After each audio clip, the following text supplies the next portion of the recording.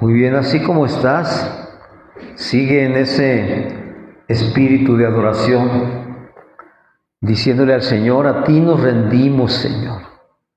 Ante ti hemos venido esta noche para entregarte todas nuestras cargas, todo nuestro ser, Señor. Todo lo que somos en este momento lo rendimos delante de ti, Señor.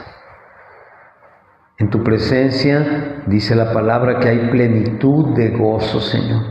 Nosotros lo creemos, pero no solamente lo creemos, Señor, sino que lo vivimos todos los días en nuestras vidas, Señor. Gracias por ser nuestro Dios, gracias por ser nuestro Salvador y gracias por ser nuestro Consolador también, Señor. Bendecimos tu nombre y te entregamos este día, Señor, nuestras vidas y todo lo que somos, Señor. Gracias en el nombre de Cristo Jesús. Amén y amén, Señor. ¿Pueden tomar su lugar?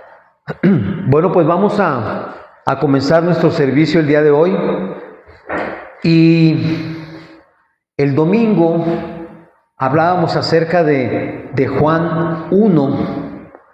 Y hablábamos acerca de que tenemos que entender quién es Jesucristo, o sea, quién es ese Jesús en el que tú y yo creemos, quién es ese Jesús en el que tú y yo volcamos toda nuestra confianza, nuestra esperanza y que decimos siempre: se haga lo que el Señor quiera. ¿Quién es ese Jesús? En el mundo, la gente no solamente no conoce bien a Jesús, ni el corazón de Jesús, sino que muchas veces el mundo nos tiene con la idea de que todo lo que nosotros necesitamos tenemos que ganárnoslo. Desde el trabajo tenemos que ir a hacer un trabajo para recibir un recurso y poder mantener nuestra casa y nuestra familia. Y así como eso pensamos que todo funciona igual. A veces pensamos que mientras más cristianos nos veamos, más nos va a amar Dios. A veces pensamos que nuestra apariencia o nuestra actitud debe ser mustia, debe ser muy espiritual para que Dios nos ame. O debemos portarnos bien para que Dios nos ame. O debemos no equivocarnos nunca para que Dios nos ame. O debemos estar buscándolo todo el tiempo para que Dios nos ame más. Y bueno, no puedo decir casualmente porque nada hay en casualidades en Dios. En la mañana estaba en una reunión de pastores y hablaban acerca de esto también. Y una pregunta que hacía el predicador y que siempre la hacemos porque es importante que tú te ubiques. Nosotros que somos padres, cuando amamos a nuestros hijos, yo quiero que tú te contestes a ti mismo si cuando se portan mal los dejas de amar. O cuando se portan muy bien los amas más. No, ¿verdad? Así se porten muy mal, tú como padre estás dispuesto a dar la vida por ellos. Y no te lo pensarías. Si tu hijo, no sé, voy a inventar, se cae de una azotea y en esa caída se afecta, digamos, un riñón o los riñones de tu hijo. Y el doctor te dice: necesita un trasplante y usted es la única persona que puede darle ese riñón. ¿Qué dirías tú? No se lo voy a dar porque por su culpa él solo se buscó caer de la azotea, ¿verdad? No lo vas a hacer, ¿verdad? ¿Qué es lo que haces normalmente? Estás en primera fila y le dices al doctor: ya, ahorita, inmediatamente, quítemelo y póngaselo a él. Si nosotros como seres humanos somos capaces de hacer este tipo de cosas, ¿qué no hará Dios por nosotros, como sus hijos? Pero a veces nosotros pensamos que Dios nos deja de amar o nos ignora porque algo hicimos mal. Y vamos a leer no todo el Evangelio de Juan, pero de lo que leímos el domingo en Juan 1. en el Evangelio de Juan, capítulo 1, versículo 16, dice de esta manera, ¿ya lo tienen? Dice, porque de su plenitud tomamos todos gracia sobre gracia. Es decir, de la plenitud de Cristo, nosotros podemos tener acceso a gracia sobre gracia. ¿Qué significa esto? En primer lugar, ya hablamos el domingo acerca de quién es Jesús. Pero dice además la palabra que de su plenitud, pleno significa completo, que no le falta nada, absolutamente nada, que es perfecto. Eso significa plenitud. Y cuando la palabra dice que de su plenitud, de su perfección, de su completez, por llamarlo de alguna manera, de que Él es completo, de allí tomamos nosotros gracia sobre gracia. Y ese es el tema de hoy, la gracia. Ya sé que hemos hablado mucho acerca de la gracia, pero es algo tan elemental que debemos nosotros entender que muchas veces se nos olvida como cristianos qué es la gracia. O pensamos que la gracia de Dios está sobre nosotros, pero sobre este no, porque este sí se porta mal, porque este es desobediente, porque este ya le hemos hablado muchas veces y no hace caso. Entonces, sobre él no aplica la gracia, sobre mí sí, porque yo sí soy un buen cristiano, ¿verdad? Y a veces pensamos que Dios piensa y actúa de esa manera. Y entonces, ¿qué sucede? Que nos damos cuenta, si somos conscientes, si nos analizamos, nos damos cuenta que todos, absolutamente todos, necesitamos de la gracia de Dios. Necesitamos de ese favor que en verdad no merecemos, pero necesitamos de Él. Es como si estuviéramos nosotros con hambre y Dios obviamente tiene el pan, tiene el alimento y está frente a nosotros y nos dijera, ¿sabes qué, mijo? Te portaste muy mal y yo sé que tienes hambre, pero no te voy a dar pan. Y nosotros nos quedaremos, ¿pero por qué si tengo hambre? Sí, pero te portaste mal. No hiciste lo que yo te dije que hicieras. Si Dios actuara de esa manera, entonces ya no sería gracia. Porque precisamente sin merecerlo, nosotros recibimos ese favor de Dios.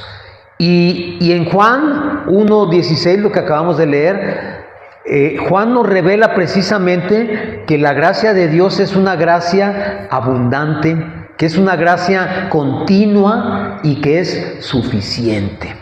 Es decir, hay muchísima, suficiente para todos, es constante, nunca se detiene esa gracia de Dios, pero además es suficiente, o sea, es todo lo que necesitamos realmente, la gracia de Dios.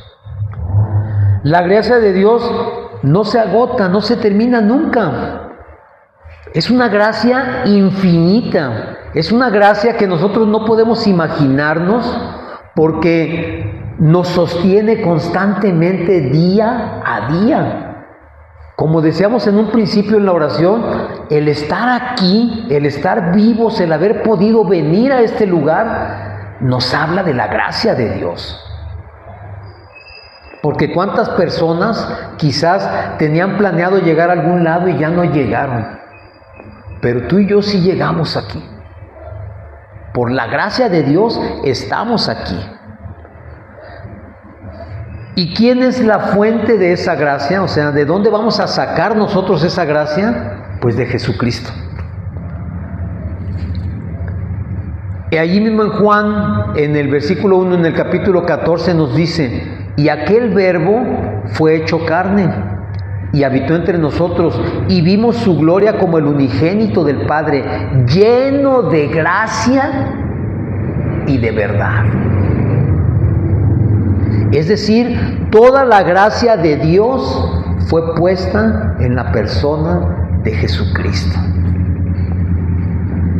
Y esto, mi hermano, es lo que nos hace a nosotros poder confiar en Él.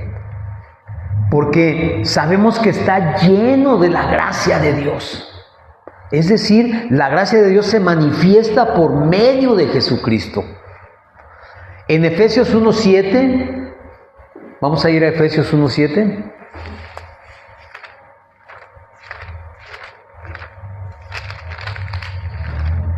Efesios 1, capítulo 7, nos dice, nos habla acerca de Jesús y dice, en quien tenemos redención por su sangre, el perdón de pecados según las riquezas de su gracia. Imagínate tú si se agotara la gracia de Jesús. No se puede agotar, porque en esa gracia es en donde nosotros tenemos redención. Es decir, esos pecados o esa redención significa que fuimos comprados, fuimos redimidos por Jesucristo, por su sangre. En Él es donde tenemos la redención.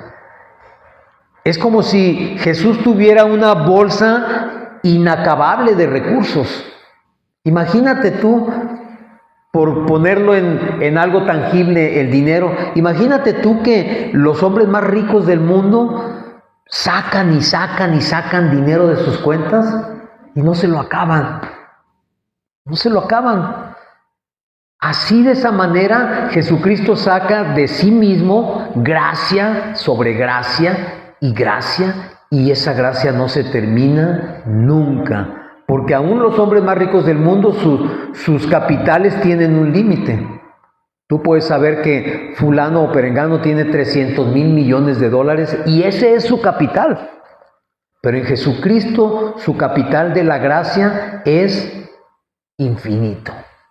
No tiene fin, no tiene límite. Tú no lo puedes cuantificar de ninguna manera. Por eso dice que nosotros recibimos el perdón de pecados según las riquezas de su gracia. En Cristo la plenitud de Dios se manifiesta, como ya te lo dije, y entonces dice que en Él tenemos todo lo que nosotros necesitamos como personas. Tenemos perdón, tenemos vida, tenemos poder por medio del Espíritu Santo y tenemos un propósito. Porque la gracia, mi hermano, la gracia no se trata de una emoción. La gracia no se trata de algo que tú sientes bonito, pero tampoco se trata de una persona. Perdón, tampoco se trata de un permiso para hacer lo que yo quiera, ¿sí? No se trata de algo que yo pueda decir, bueno, pues Dios me va a perdonar, pues yo sigo haciendo lo que hago. La gracia, mi hermano, se trata precisamente de una persona que es Jesucristo. Él es la gracia. No es algo que simplemente tenemos y punto, la tenemos por medio de Él. Entonces, yo no debo estar buscando la gracia ni en las personas, ni en una iglesia, ni en una religión, en nadie, sino únicamente en Jesucristo. Porque en Él está toda la gracia del Padre.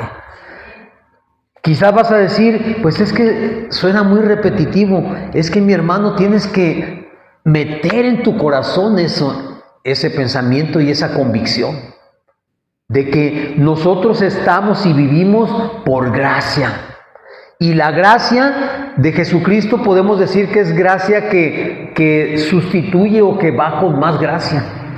Porque es como si fueran, imagínate las olas del mar, cuando tú estás parado en la orilla, te llega una ola y apenas esa ola se está bajando y ya viene otra y otra y otra y otra, y no sé cuánto tiempo has estado tú parado en la orilla de la playa, pero dime si en algún momento las olas se acaban.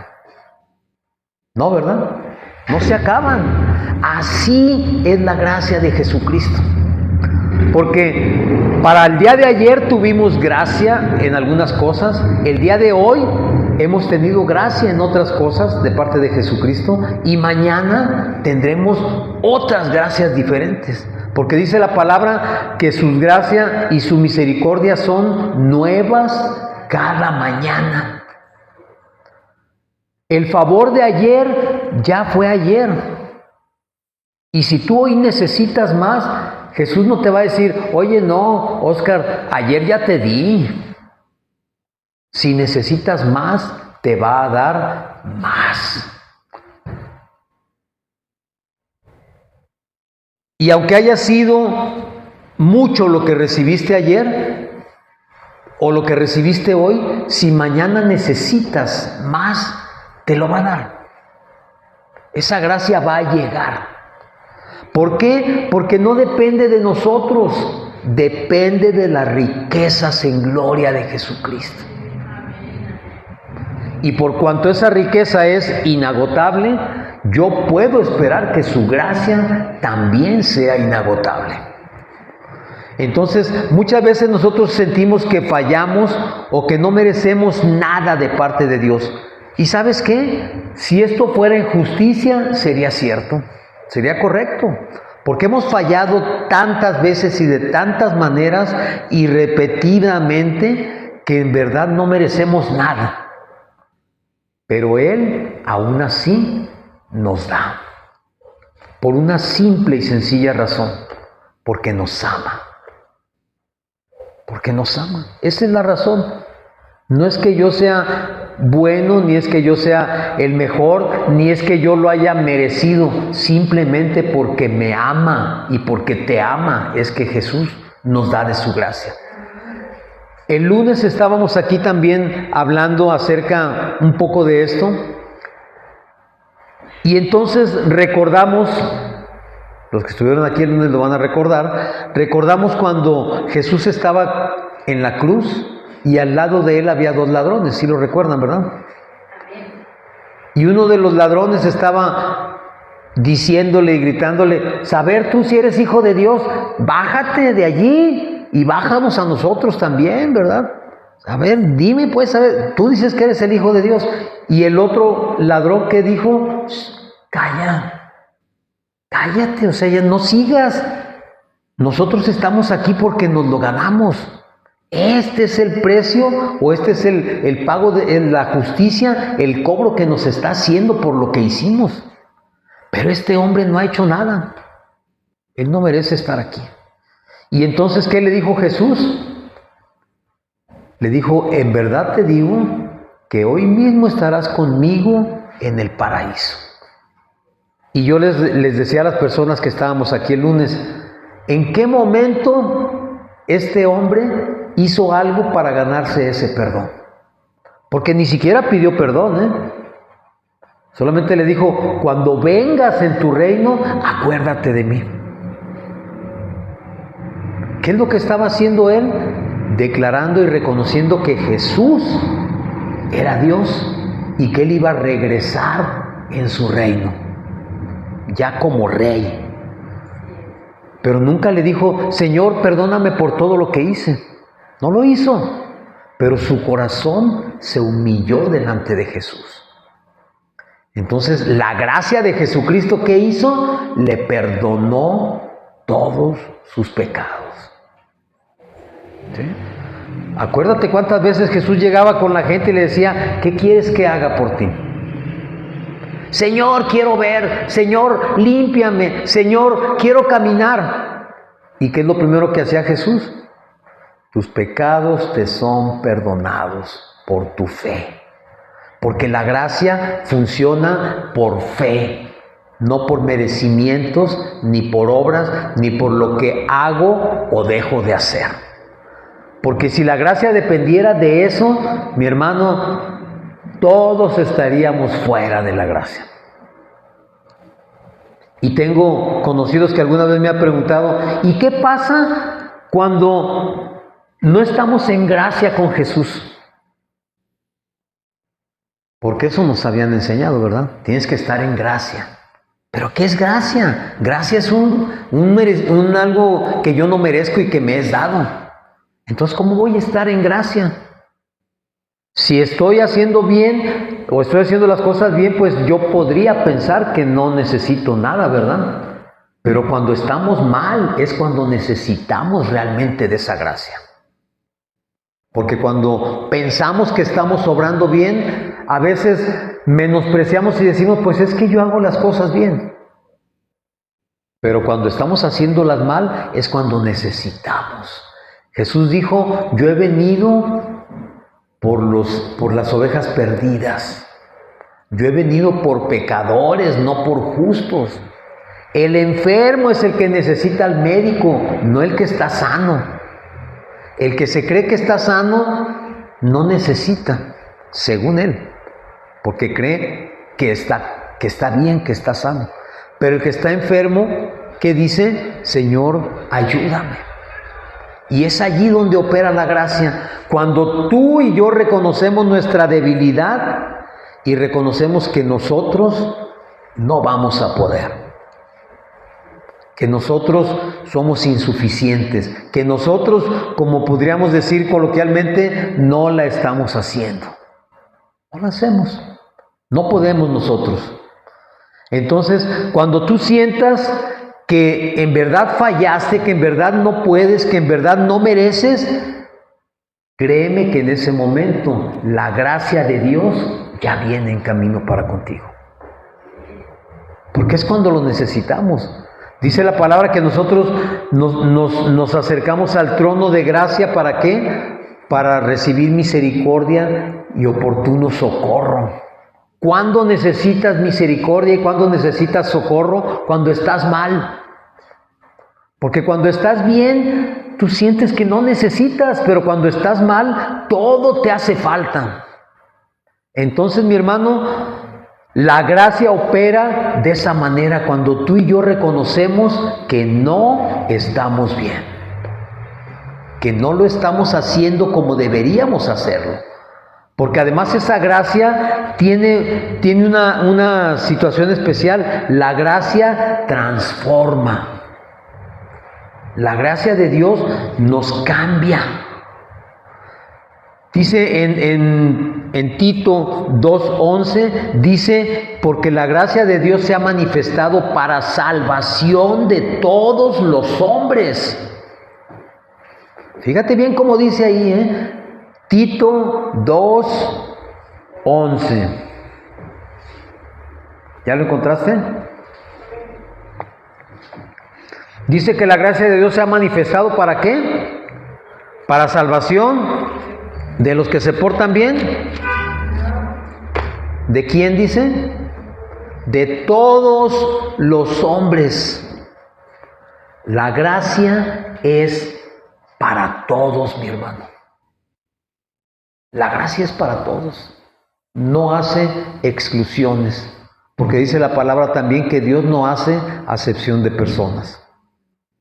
Pero ¿qué sucede cuando tú recibes gracia y lo entiendes que estás recibiendo algo que no mereces y que no está de acuerdo a tu comportamiento? Entonces entiendes que has sido redimido, que has sido perdonado, que has sido salvado, y entonces podemos entender que el pecado ya no se enseñorea en nosotros.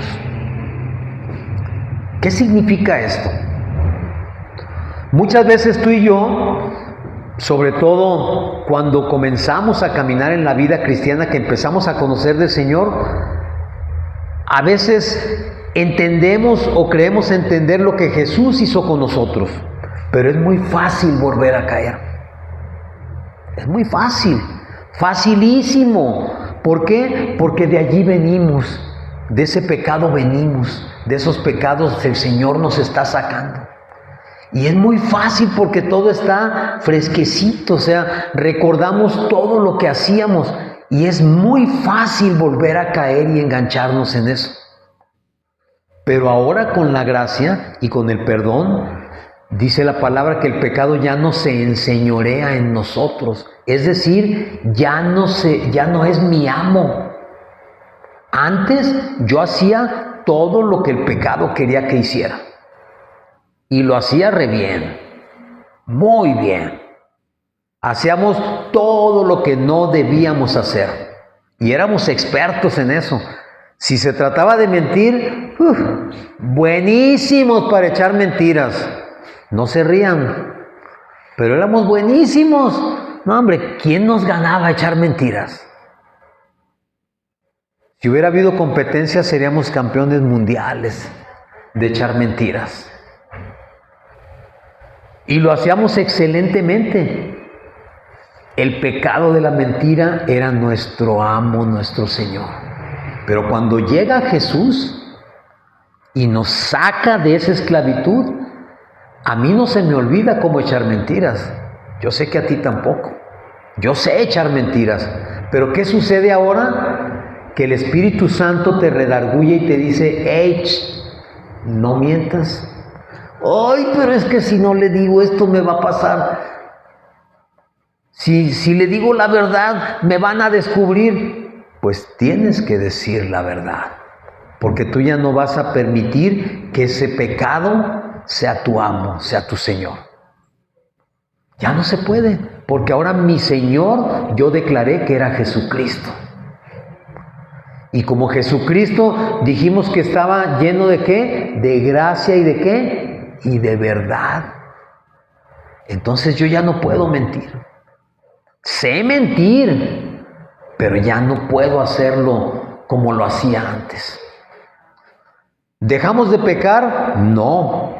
Pero el Espíritu Santo no nos permite pecar con la comodidad que pecábamos antes. Y nos va transformando. ¿Hasta qué punto? Hasta el punto en que cambiamos totalmente nuestra manera de vivir y de ser. Y de actuar y de hacer las cosas. El que entiende realmente que ha recibido gracia, no solo perdona, no solo se transforma, porque la gracia también nos enseña. La gracia también nos va haciendo conscientes de lo que realmente hemos recibido. Y al estar conscientes, entonces sabemos que no podemos abusar de esa gracia. No podemos abusar. ¿Qué decía Pablo? Entonces, ¿qué diremos? ¿Que por cuanto estamos en la gracia podemos pecar? De ninguna manera, decía. De ninguna manera. Porque ahora el Espíritu Santo me dice, cuidado, estás cayendo otra vez de donde yo te saqué.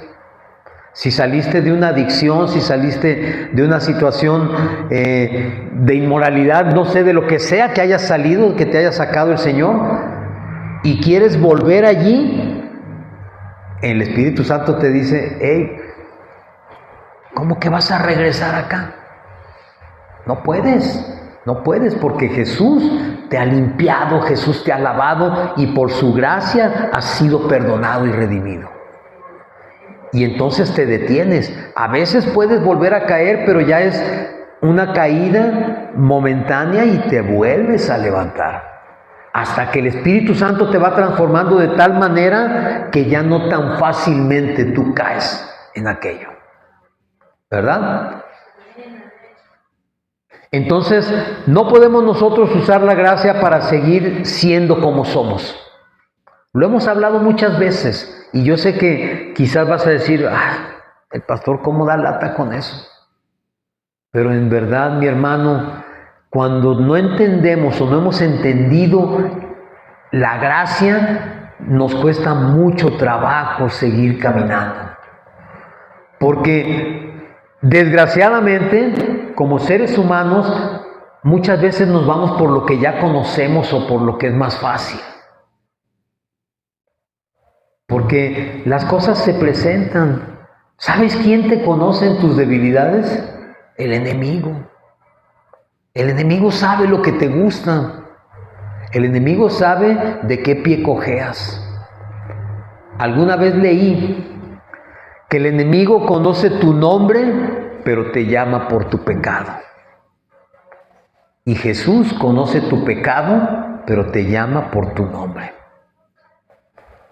Cuando el enemigo te llama, te dice, hey tú, infiel, hey tú, mentiroso, ven. hey tú, ratero, ven acá. Te llama por tu pecado. Pero Jesús te dice, hey, Oscar, ven acá. Oye, Señor, pero es que yo soy... Oscar, tú eres Oscar. Tú no eres el infiel ni el mentiroso. Tú eres Oscar, mi hijo amado. Esa es la gran diferencia, mi hermano, entre quien te conoce y te ama de verdad y quien únicamente quiere verte destruido, que es el enemigo. Hemos escuchado muchos testimonios de personas o incluso hijos de pastores que estaban metidos en drogas y estaban metidos en un montón de cosas. Y sus padres jamás aceptaron ponerles el calificativo del pecado que estaban cometiendo. Siempre declararon que eran libres, que eran limpios por la sangre de Jesús y que eran personas bien, que no tenían ningún vicio y que no tenían ningún problema de esos. ¿Y sabes qué, mi hermano? Al final de cuentas, la gracia opera en las personas y las transforma. La gracia que es Jesucristo. Y también podemos decir que tenemos gracia para cada tiempo, para cada situación, porque te repito, la gracia de Jesús es inagotable y está exactamente donde tú la necesitas. Si cometiste un error, no sé, al actuar, en ese momento la gracia opera en esa situación. Es para cada tiempo, para cada situación, para cada temporada, porque dice también en la segunda carta a los Corintios, capítulo 12, versículo 9, a veces pensamos que fallamos tanto y que somos tan débiles que nunca la vamos a hacer. Nunca vamos a poder. Nunca vamos a salir de esa situación. Y no solamente en la iglesia, sino en la vida diaria, en nuestra familia, lo vemos. Una persona, por no decir nosotros, se equivoca una y otra vez y vuelve a fallar y vuelve a caer y entonces dice, soy muy débil, no tengo carácter, no puedo hacerlo, no sirvo para esto. Incluso Pablo hablaba de un aguijón que estaba en su carne y que muchas veces, dice que 3 veces le pidió al Señor que se lo quitara. La Biblia no habla cuál era ese aguijón, no sabemos. Hay quien dice que era una situación personal, otros dicen que era una cuestión física, no lo sabemos, pero Pablo habla de un aguijón. Es decir, ¿qué hace un aguijón? ¿Alguna vez te has enterrado una espina o cómo le llaman a una astilla incluso algo muy pequeño, lo que traen los nopales, un aguate se llaman, ¿verdad? No lo ves. Pero cada vez que mueves o tocas, sientes que ahí está. Sabes que ahí está. Una espina no se diga. En cuanto la tocas o te mueves o pisas, inmediatamente te causa dolor. Y dice Pablo que él 3 veces le pidió al Señor que le quitara esa situación, que le quitara ese aguijón que él tenía en su carne. Y que el Señor le dijo, 2 Corintios 12:9, y me ha dicho, bástate mi gracia, porque mi poder se perfecciona en la debilidad. A veces pensamos que somos demasiado débiles y que no servimos para el Señor. Pero el Señor dice, así débil como estás, así que has reconocido que no puedes, así es como a mí me sirves. Porque todas esas debilidades tuyas, yo las voy a llenar con mi poder. Y yo alguna vez me lo imaginé de esta manera. ¿Tú has oído hablar o conoces el queso Gruyère? ¿No? El queso gruyere, ¿no? Ese que está lleno de agujeros, que tiene agujeros por todos lados. ¿Sí? ¿Ya lo ubicas? Que es más agujeros que queso. Según los que saben de quesos, dicen que mientras más agujeros tenga es mejor. Pero bueno, ese queso gruyere, ¿de qué está lleno? De agujeros. Está hueco. Es hueco, prácticamente hueco, tiene muy poco queso. ¿Qué pasa si tú tomas un pedazo de ese queso y lo aplastas? Se aplasta totalmente. ¿Por qué? Porque está lleno de agujeros. Tiene muchas debilidades, está hueco, no tiene nada dentro de él. Pero ¿qué sucedería? Imagínate tú, no digo que lo hagas ni que sea práctico hacerlo, pero imagínate tú que todos esos huecos los rellenas con cemento. Imagínate que se pudiera y que lo hicieras y todos esos huecos rellenarlos con cemento. Cuando el cemento está fraguado, ¿cómo quedaría ese queso? Duro, resistente, ya no lo aplastarías fácilmente, porque ya está lleno, toda su debilidad está llena de algo mucho más fuerte que el queso incluso. Así me imagino yo que somos nosotros, como ese queso gruyere, llenos de agujeros, llenos de debilidades, llenos de problemas, llenos de situaciones que no podemos sencillamente. Pero dice el Señor, bástate mi gracia. Es decir, mi gracia es suficiente, no necesitas otra cosa para rellenar esa debilidad. Porque en esa debilidad tuya es donde mi poder se perfecciona. ¿Por qué? Porque en esas cosas que no podemos o no sabemos hacer o resolver es donde Dios se manifiesta. Es donde Dios nos dice, aquí estoy yo. Aquí yo te respaldo. Aquí estoy yo que soy tu Padre. En eso que tú no puedes hacer, allí es donde entro yo en acción. Porque cuando yo reconozco que no puedo, es entonces que la gracia comienza a operar. ¿Parece sencillo? Pues pudiéramos pensar que lo es. El problema no es que la gracia actúe, el problema es que yo reconozca que yo no puedo. Porque siempre tratamos de resolver, ¿estás de acuerdo? Siempre tratamos de hacer las cosas de acuerdo con nuestras posibilidades, de acuerdo con nuestros recursos, de acuerdo con lo que yo sé que puedo hacer. Y siempre tratamos de resolver. No me digas que no, porque nos pasa a todos. De repente estamos en una situación y lo primero que intentamos es resolverla nosotros. Miren, les voy a platicar lo que nos pasó ayer. ¿Ayer? No, el lunes. El lunes, van a decir que tiene que ver con gracia, pero ahorita van a ver por qué. El lunes estuvimos aquí en el discipulado. Nos fuimos en la noche, cerramos la iglesia, la gente que vino se fue a su casa, todos nos fuimos tranquilos a dormir. ¿Y saben qué? Dormimos súper a gusto. Van a decir, ¿y eso qué tiene que ver? Yo también duermo a gusto en mi casa, ¿verdad? Pues resulta que en la mañana, cuando ya íbamos a salir al trabajo, yo siempre reviso las bolsas de mis pantalones que traiga todas las llaves. ¿Y qué creen? No traía las llaves de la iglesia. No traía las llaves de la iglesia, las buscamos por toda la casa, por el carro, en el pasto, en la calle, a ver si no las había tirado yo al bajar. Y entonces dijimos, pues tenemos que ir a la iglesia para ver si no se quedaron ahí, que se nos hayan caído al cerrar. O qué tal que no cerré, que nada más jalé la puerta y dejé las llaves adentro. Todo eso pensamos. Y entonces pensamos, ¿y qué tal que si se me cayeron, alguien las encontró, abrió y se metieron?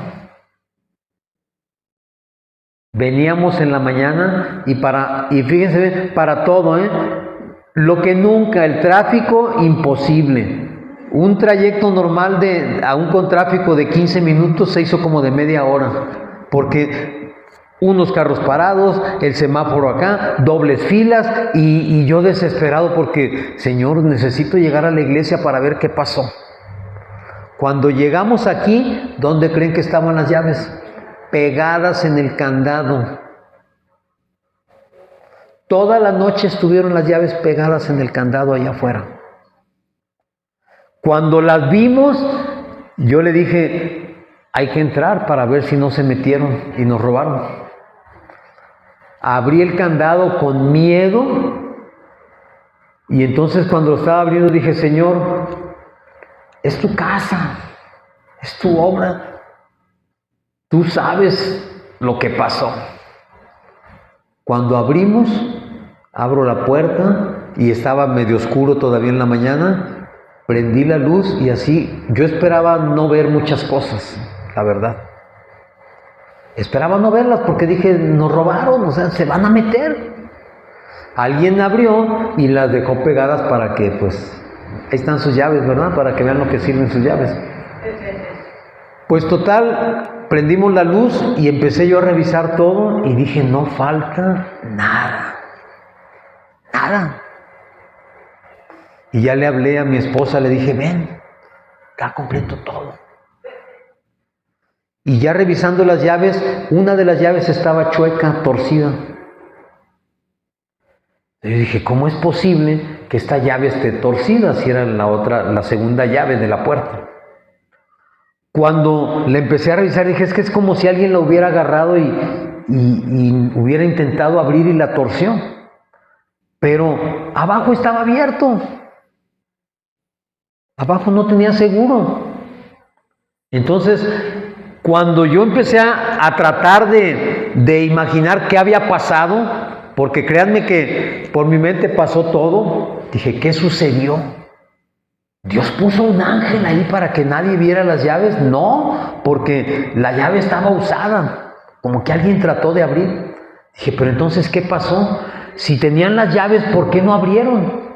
No pudieron, Dios trabó los candados, no sé. Y le dije a mi esposa, yo no sé qué hizo Dios porque me puedo imaginar 1000 cosas que sucedieron. No sé qué hizo, lo que sí sé es que lo hizo.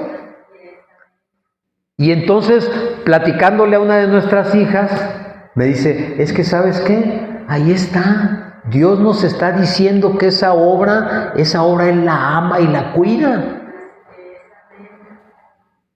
Y entonces vino a mi mente y decir, es que por su gracia, es que no sucedió nada.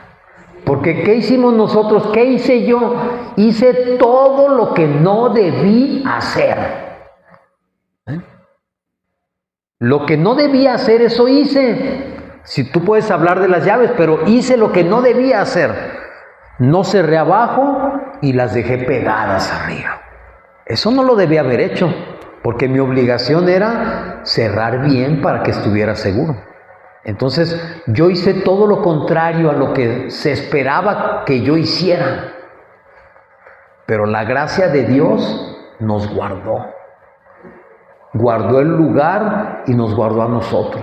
Porque créanme que yo venía pensando, Señor, todo lo que ha tenido que suceder para que podamos tener los micrófonos, para que podamos tener el equipo de sonido, todo lo que ha tenido que pasar para que podamos tener una computadora, pues no es ni la más moderna ni la más veloz, de hecho da problemas, pero la tenemos y pensar que en un momento todo se pudo haber ido por un descuido mío, por algo que debía haber puesto atención para hacerlo bien y no lo hice. ¿Qué pasó por mi mente? No sé, pero nos subimos al auto y nos fuimos. ¿Cómo es posible que toda la noche hubieran estado las llaves allí colgadas? A la vista de todo mundo, porque en cuanto dimos la vuelta en la esquina le dije, las llaves están puestas en el candado. Ahí estaban a la vista de todo mundo. De esa manera, mi hermano, de esa manera Dios nos guarda a ti y a mí. Si protegió este lugar, ¿cómo no te va a guardar a ti? Si por su gracia Él impidió que sucediera algo aquí, ¿cómo no te va a dar la gracia para resolver tus problemas? Nosotros, mi hermano, como lo dije al principio, vivimos día a día, hora tras hora, por la gracia de Dios. Si no fuese por su gracia, dice la palabra que nosotros ya hubiéramos sido consumidos. Por su misericordia es que nosotros no hemos sido consumidos. Entonces, mi hermano, quizás no te sorprenda mucho este testimonio, pero te lo tenía que decir, porque el Señor nos está diciendo: yo me encargo de cubrir tus debilidades. A ti se te olvidó en tu cabecita que tenías que asegurarte bien, pero esa debilidad la cubrí yo. A ti se te olvidó que yo te había sacado de esa situación de pecado, se te olvidó y volviste a caer, pero yo la cubro con mi gracia. A ti te resolví la situación económica y volviste a cometer los mismos errores y volviste a quedar otra vez en situación precaria. Yo lo voy a cubrir con mi gracia. No importa cuál sea tu necesidad, no importa cuál sea tu requerimiento, la misericordia de Dios lo cubre, porque eso significa la palabra misericordia. Misericordia es acercar los recursos necesarios para satisfacer una necesidad. Teníamos la necesidad de que estuviera cuidado el lugar y Dios la cubrió. Teníamos la necesidad de estar en paz y Dios nos dio paz. Teníamos la necesidad muchas veces de resolver una situación económica o de salud o familiar y Dios tuvo misericordia de nosotros y la cubrió y la resolvió. Yo sé que en tu vida Él ha hecho muchas cosas. Yo sé que en tu vida han pasado muchas situaciones donde tú has visto la gracia de Dios. Pero de lo que se trata esta palabra el día de hoy es de que no se te olvide. No se te olvide todo lo que Dios ha hecho por ti. En Hebreos 4:16 dice lo que hablábamos hace un momento. Dice: acerquémonos pues, Hebreos 4:16, acerquémonos pues confiadamente al trono de la gracia para alcanzar misericordia y hallar gracia para el oportuno socorro. Oportuno socorro significa Dios nunca llega tarde.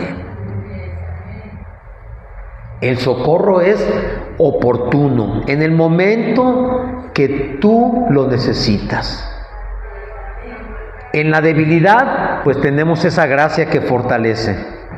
En la prueba hay gracia que nos sostiene. Y en el servicio hay gracia que multiplica los frutos. No es que yo sea muy bueno para evangelizar. Es que por su gracia Dios permite que yo pueda llegar a muchas personas.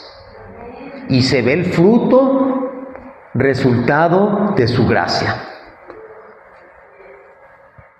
Cada etapa de nuestras vidas tiene una medida exacta de la gracia de Dios, que está preparada por Él, porque además, esto también lo mencionó, fíjate, el predicador en la mañana, decía que por su gracia estamos nosotros aquí, pero también dice la palabra que nosotros caminamos en buenas obras que han sido, ¿qué? Preparadas de antemano por el Señor para nosotros. Esas obras el Señor las preparó para que tú y yo caminemos en ellas por su gracia. Así que no depende de nosotros caminar en esas buenas obras. Depende de Él, porque Él las preparó para ti y para mí. Si tú crees que estás exento de esas buenas obras y de caminar en esa gracia, te equivocas, mi hermano. Porque si Dios nos rescató de donde estábamos y nos puso en ese camino para hacer las obras, es porque Él ya las tenía preparadas para ti y para mí.